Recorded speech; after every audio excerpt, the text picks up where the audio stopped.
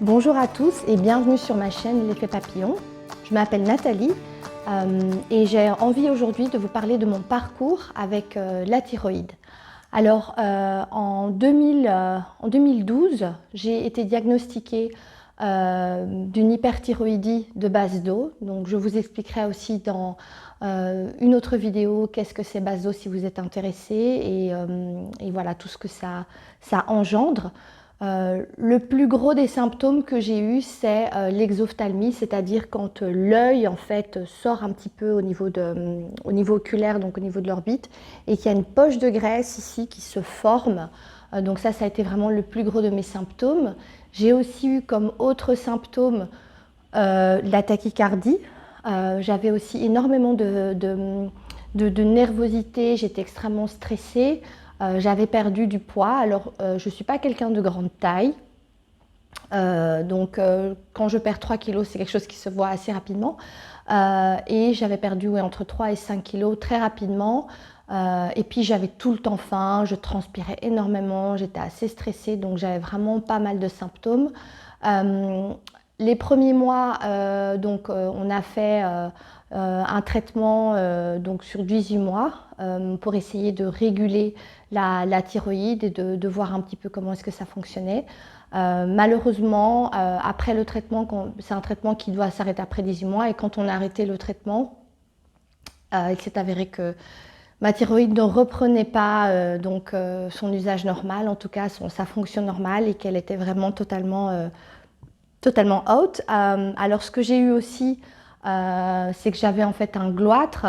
Pour ceux qui ne connaissent pas ce que c'est donc vraiment au niveau de la thyroïde ici, on a comme un gonflement en fait. Donc quand on regarde de profil, il y a vraiment un gonflement et on voit vraiment comme voilà, comme oui, comme si c'était gonflé, un petit peu comme quand on a des ganglions en fait. Et donc tous ces éléments-là, on a fait des examens, il y avait des nodules, etc. etc. Donc tous ces éléments-là ont amené que j'ai dû me faire opérer. Je me suis fait opérer en 2015 j'ai eu une thyroïdectomie totale. Alors qu'est-ce que c'est une thyroïdectomie? C'est donc l'opération de l'enlèvement de la thyroïde. Aujourd'hui, je vais beaucoup mieux. Je suis évidemment, comme je n'ai plus de thyroïde sur traitement, sur un traitement qui s'appelle L-thyroxine. Pour ceux qui connaissent, pour ceux qui ne connaissent pas, je vous en parlerai également au niveau des doses de L-thyroxine, de comment vraiment voir avec votre médecin, de ne pas hésiter à dire à votre médecin si vous avez des symptômes, si vous ne vous sentez pas bien, surtout parler à votre médecin, ça c'est vraiment le conseil que je peux donner le plus fort. N'hésitez surtout pas à parler à votre médecin parce que vous allez être dans un parcours qui va durer du temps pour certaines personnes et il faut vraiment avoir un médecin qui soit à l'écoute, à qui vous pouvez faire confiance. Voilà, et c'est comme un partenariat en fait. Et donc il faut vraiment ne pas hésiter, c'est votre corps, vous le connaissez, vous savez quand vous avez des symptômes étranges, vous savez voilà, quand vous dormez, les transpirations et ce genre de choses. Notez aussi tout ce que vous ressentez, notez les choses qui sont différentes. Ça permet aussi au médecin, au moment où il décide de changer ou pas les doses, d'adapter les doses, d'avoir tous ces éléments en compte pour savoir un peu voilà, comment est-ce que vous vous sentez aujourd'hui, voilà, les 3 derniers mois, comment vous vous êtes senti. Et ça permet vraiment d'arriver à trouver assez rapidement la bonne dose. Donc ça, c'est vraiment un conseil que je donne, c'est vraiment n'hésitez pas à répertorier tous les types de symptômes ou d'éléments que vous trouvez changeants par rapport à votre quotidien. Alors moi aujourd'hui, voilà, j'ai décidé de créer cette chaîne, c'est vraiment pour parler de mon parcours avec la thyroïde. Donc aujourd'hui, je suis totalement guérie dans la mesure où je n'ai plus de thyroïde. Je suis avec un traitement parfaitement équilibré. Mon exophthalmie est toujours présente. Je vous expliquerai dans une autre vidéo le pourquoi, du comment et aussi qu'est-ce que je fais aujourd'hui pour traiter ça. C'est lié aux anticorps, donc ça ce sera vraiment dans une autre vidéo. Mais surtout, ce que j'ai appris, c'est l'alimentation, comment l'alimentation est vraiment un facteur très important dans vraiment le soignement de la thyroïde, le soignement de tout type de dérèglement au niveau de la thyroïde. Et ce que j'ai envie aujourd'hui, c'est vraiment d'aider les personnes qui passent par là, de pouvoir leur parler de ça. Moi, c'est quelque chose que j'ai appris assez tard. Alors bon, voilà, maintenant c'est comme ça.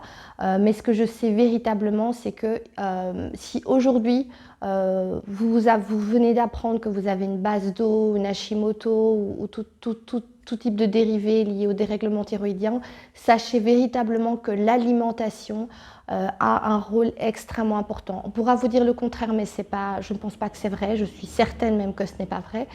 Moi, ça m'a beaucoup aidé. Pour ceux qui sont passés exactement par moi ou qui passent exactement par moi, en tout cas par ce que j'ai eu, par la même chose que j'ai eu, sachez que moi, en tout cas, ce qui m'a vraiment aidé, au-delà aussi de l'alimentation, c'est le sport. Donc, il faut savoir que quand on a des dérèglements de la thyroïde, ça dérègle en fait tout parce que c'est vraiment quelque chose qui est hormonal.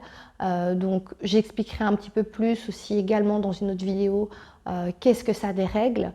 Mais en gros, pour faire très court, donc on a un dérèglement au niveau de son énergie. Donc on a l'énergie. Donc ça veut dire qu'au niveau du sommeil, il y a des régulations.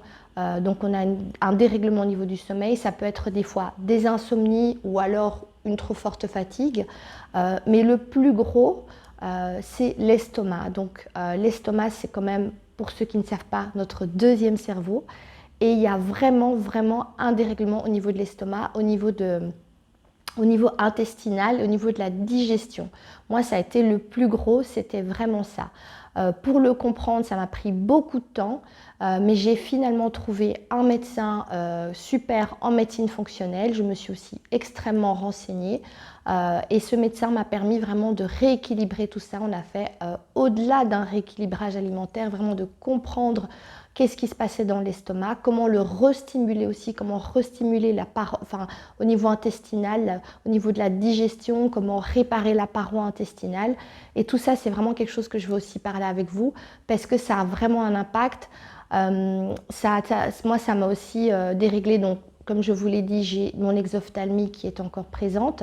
Au niveau musculaire aussi, ça a un impact quand on a des problèmes au niveau de la thyroïde. Donc c'est pour certains des douleurs musculaires. Donc il faut vraiment faire attention au cartilage et à tout type de mouvement. Mais il y a aussi dans le sport des mouvements qui permettent justement de renforcer tout ça, d'avoir vraiment un renforcement musculaire et de faire en sorte d'avoir vraiment beaucoup moins de douleurs. Donc voilà, j'espère que vous allez pouvoir avoir des informations sur cette chaîne, qu'on pourra vraiment partager ensemble. Moi, mon but, c'est vraiment de partager, d'entendre aussi d'autres témoignages. Je sais qu'il y en a beaucoup qui m'écoutent et qui sont là et qui vivent la même chose ou qui ont vécu la même chose. Et vraiment de pouvoir créer une communauté. Et donc voilà, je vous remercie de suivre ma chaîne et je vous dis à très bientôt.